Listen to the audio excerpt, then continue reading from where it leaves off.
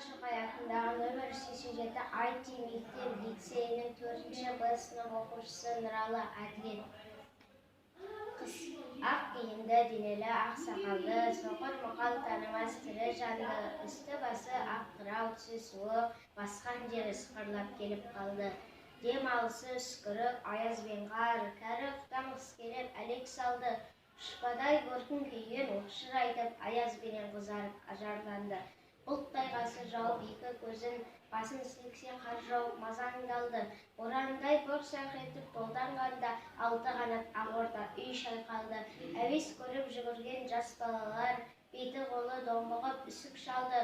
Шидемен тон қабаттап киген малшы, бет қарауға шыдамай теріс айналды. Қар тепкенді қажымас қайран жылқы, титығын құруына азап қалды. Қыспен бірге тұмсығын салды қасқыр, басшыларым қол қырмақ итке малды.